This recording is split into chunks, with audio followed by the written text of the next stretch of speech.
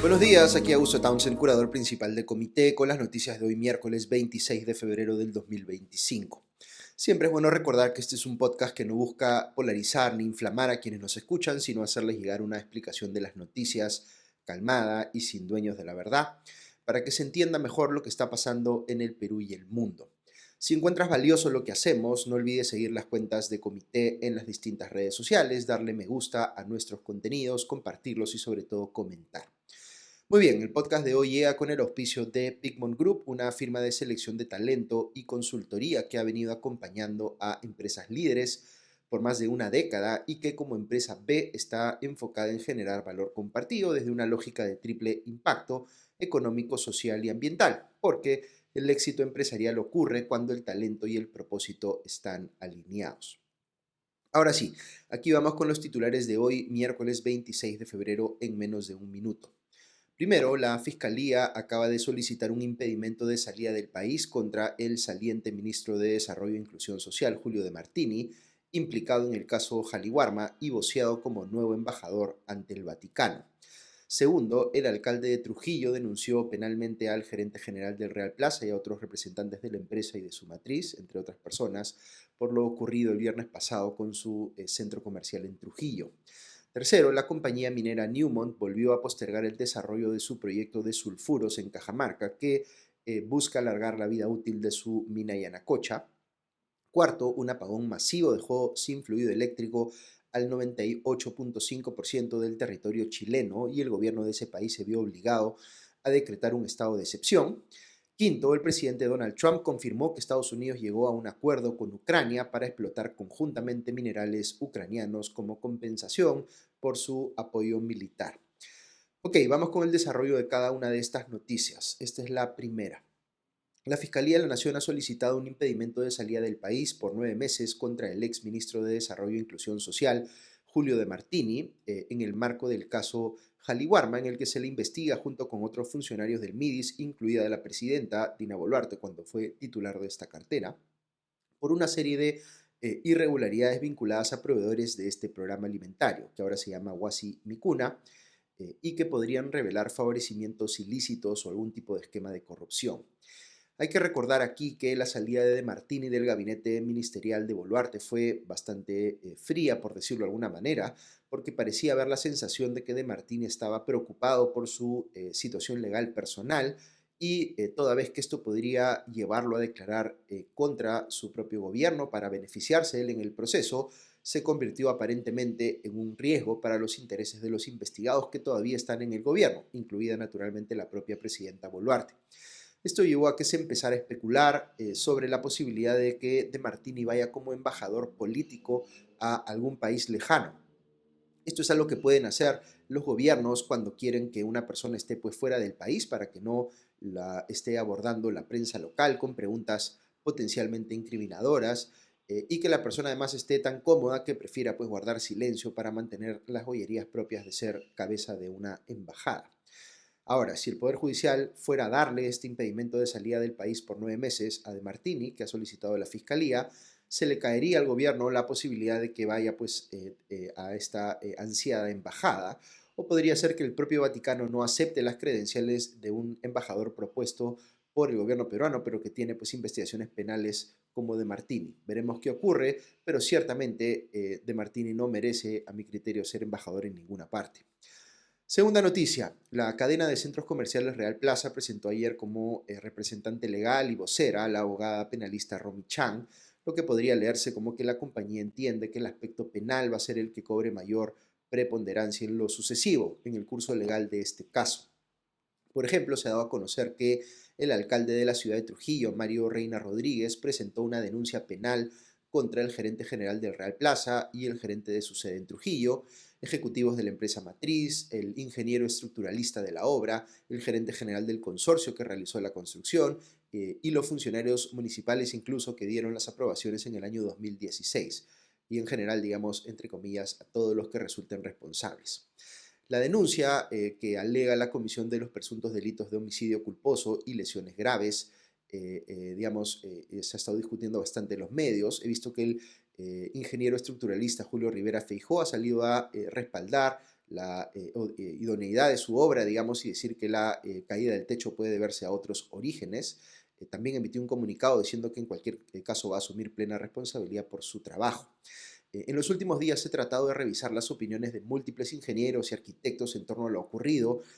No tengo el conocimiento suficiente para decirles con seguridad a estas alturas la causa de la caída del techo. Esta es una definición que la va a tener que adoptar la justicia en los procesos correspondientes. Lo que sí es muy claro, como les he comentado, es que habiendo ocurrido este incidente en un establecimiento abierto al público con las consecuencias trágicas que todos conocemos, es evidente que la principal responsable de dar explicaciones y atender en lo inmediato a las víctimas o los deudos es la propia empresa, y por la magnitud de la tragedia y la importancia del grupo involucrado no debería haber a estas alturas ninguna duda de que eso va a ser así.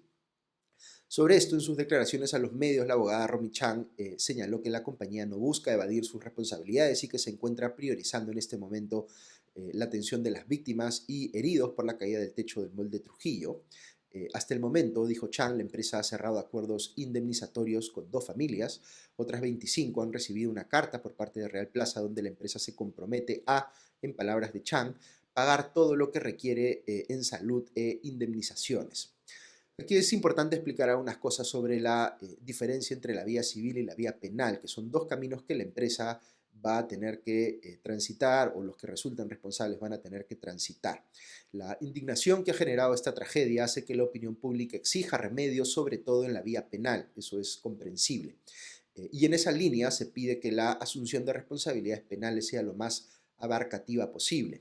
Pero en la parte penal las responsabilidades tienen que establecerse a nivel individual. Hay que entender también, porque veo que en el análisis se están mezclando casos penales vinculados a empresas en general en los últimos años, que hay diferencias importantes entre delitos cometidos con dolo, es decir, con intención, como puede ser el caso de una empresa involucrada en un esquema de corrupción, y delitos que se pueden cometer por negligencia, lo que se conoce como delitos culposos, que también son delitos ciertamente y merecen sanciones penales, pero no están en la misma categoría que los anteriores.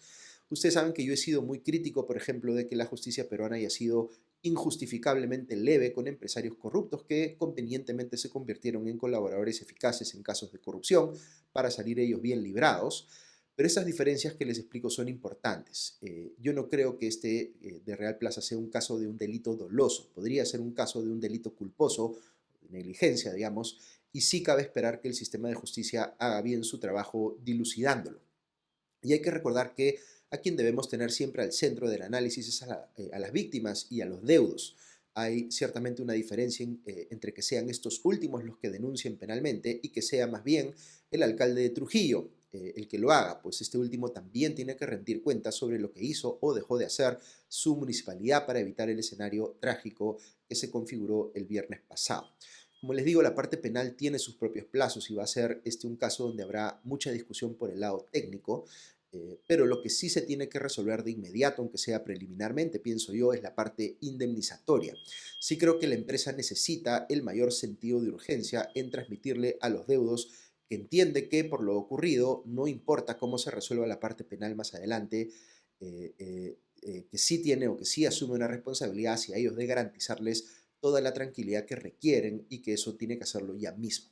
Esa es mi opinión al respecto, salvo mejor parecer de cualquiera de ustedes. Tercera noticia. La minera estadounidense Newmont decidió aplazar nuevamente la construcción de su megaproyecto Yanacocha Sulfuros, una inversión de 2.500 millones de dólares que tiene como objetivo extender la vida útil de su mina de oro Yanacocha en la región de Cajamarca. La empresa hizo este anuncio a través de una nota de prensa en la que agregó que priorizará proyectos más rentables alrededor del mundo para avanzar, cito textualmente, en el momento adecuado y en la forma más eficiente. Con esta frase, Newmont, socio mayoritario de Yanacocha, está dando a entender que por el momento no consideran que la multimillonaria inversión en Cajamarca sea lo más conveniente para la compañía, que también tiene minas en Ghana, Australia, Indonesia y Nueva Zelanda. Pero lo que ha llamado más la atención es que en ese comunicado la compañía reafirma su compromiso de gestionar la última etapa de operaciones en Yanacocha y las respectivas actividades de cierre, lo que ha llevado a expertos a concluir que Newmont ha, como se dice, tirado la toalla respecto de su futuro en el Perú y solo operará Yanacocha por los años que le permitan sus reservas, y luego se dedicará pues al cierre de la mina. Carlos Gálvez, exgerente de finanzas de compañía minera de Minas Buenaventura, le explicó al diario El Comercio que lo que se desprende del comunicado es que el estadounidense ha completado su evaluación del Perú y concluido que sus proyectos en el país ya no le son atractivos, después de haber intentado sin éxito impulsar el proyecto Cerro Quilish en el 2004, el proyecto Conga en el 2011 y ahora pues Yanacocha Sulfuros. Como explica Gálvez, la transnacional tiene proyectos en todas las latitudes y busca priorizar los que tienen no solo potencial geológico y acceso a infraestructura, sino también rapidez en el otorgamiento de permisos. Las demoras en la expedición de permisos y la oposición a las actividades mineras en algunas zonas del país hicieron que pues, el Perú cayera 25 puestos en el ranking que elabora el Instituto Fraser en el 2023 para medir qué tan atractivos son los países para las empresas mineras del mundo. Lo que queda esperar, según el especialista, es que en algún momento del futuro se presente la oportunidad de que Newmont retome los proyectos que tiene a su disposición en el Perú, pero tendrá que evaluarlos en competencia con otros proyectos en el mundo. Comentario personal brevísimo sobre esto. Esta es una muy mala noticia. En el contexto de buenos precios de los metales, el Perú debería estar anunciando el desarrollo de nuevos proyectos mineros, no la cancelación de los actuales. Como siempre les digo, no existen inversiones de otros sectores que tengan ni de cerca la misma magnitud que puede tener un proyecto minero relevante para el país. Es una pena que sigamos desaprovechando estas oportunidades.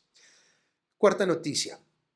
Ayer pasó algo muy impactante en Chile. Se produjo un apagón masivo desde las 3:30 de la tarde aproximadamente de ayer que afectó al 98.5% del territorio chileno, que se quedó sin electricidad, desde Arica en el norte hasta los lagos del sur, según informa Perú 21, perdón.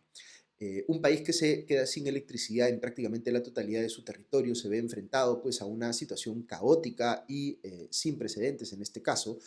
No se ha confirmado todavía la causa de este apagón masivo y veo que está circulando en redes algunas especulaciones que no tienen base, como que se originó por la caída de un meteorito frente a las cosas en Chile. Ya saben, no crean cualquier cosa que reciben por una cadena de WhatsApp. Y si tienen dudas, pregúntenme para que lo aclare en la medida de lo posible en el podcast.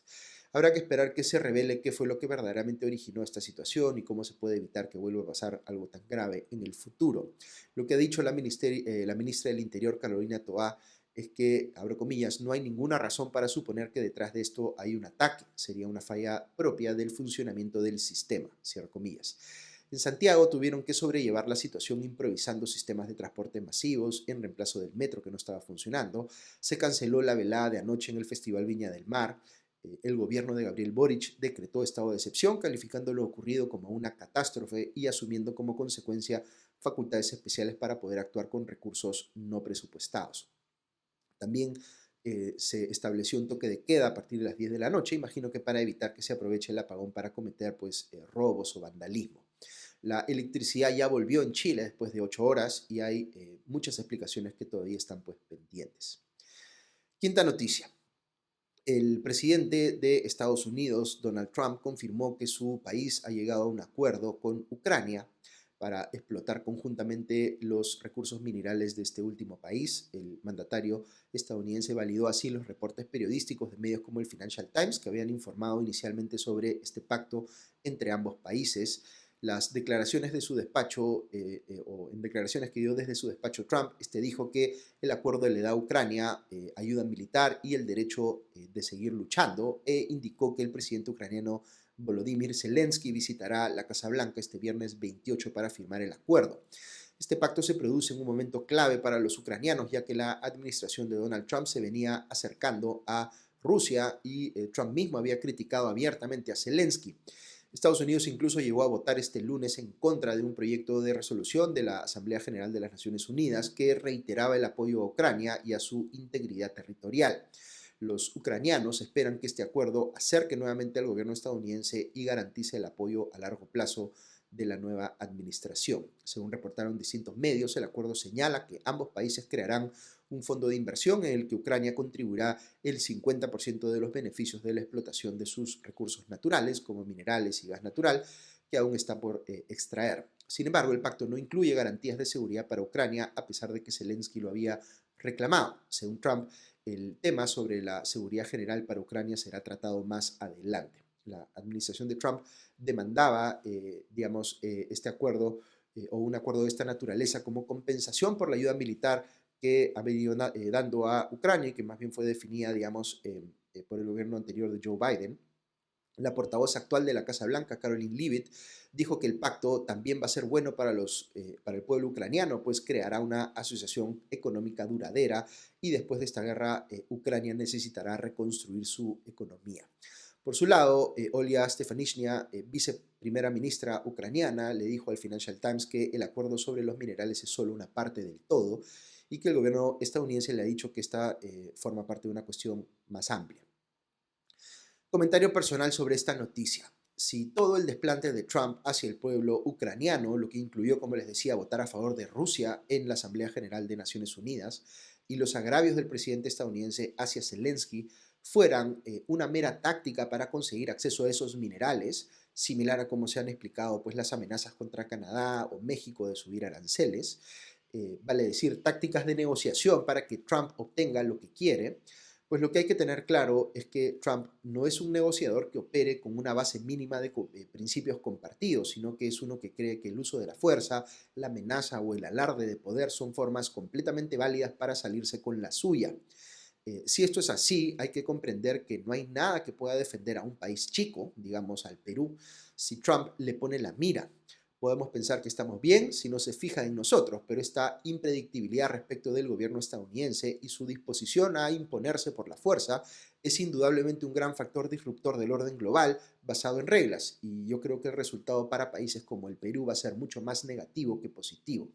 El mundo se va a tener que reagrupar para contener esta amenaza estadounidense.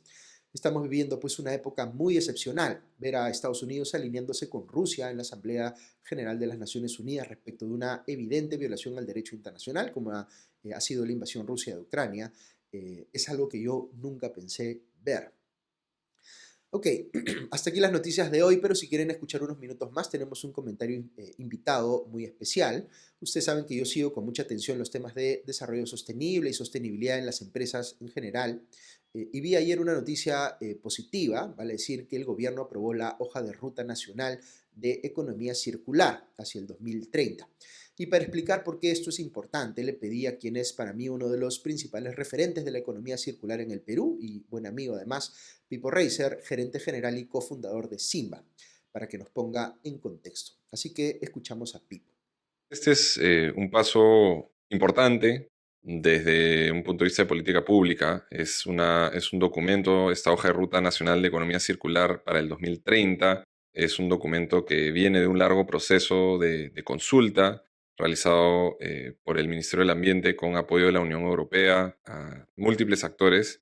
Creo que es importante empezar explicando qué es la economía circular, porque mucha gente piensa inmediatamente en el reciclaje, en la gestión de residuos, y sí, si bien es lo que nosotros hacemos en Simba y algo que es súper fundamental, la economía circular en realidad va mucho más allá porque nos propone una mirada sistémica de cómo abordar el reto económico de crear una economía sostenible, básicamente.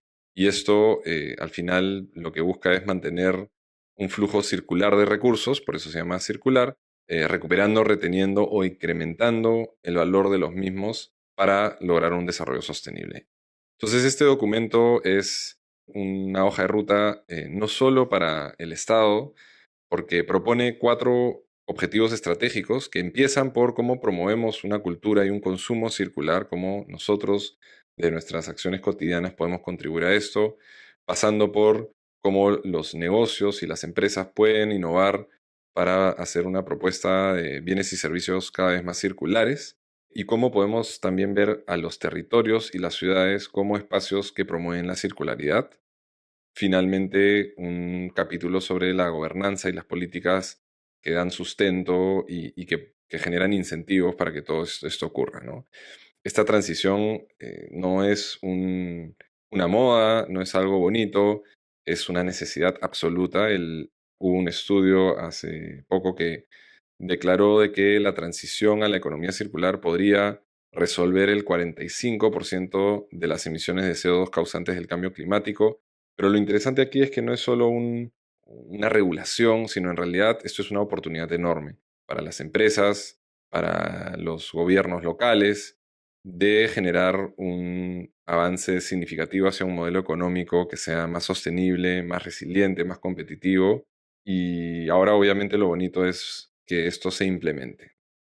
Muy bien, con esto llegamos al final del podcast de hoy. Muchas gracias a Pipo Reiser por su aporte esta mañana. No se olviden de seguirlo también en sus redes. Como siempre, un agradecimiento muy especial a nuestros auspiciadores, Big Mom Group, y a nuestros suscriptores que nos permiten llegar a ustedes cada mañana. Que estén muy bien y ya nos escuchamos pronto. Adiós.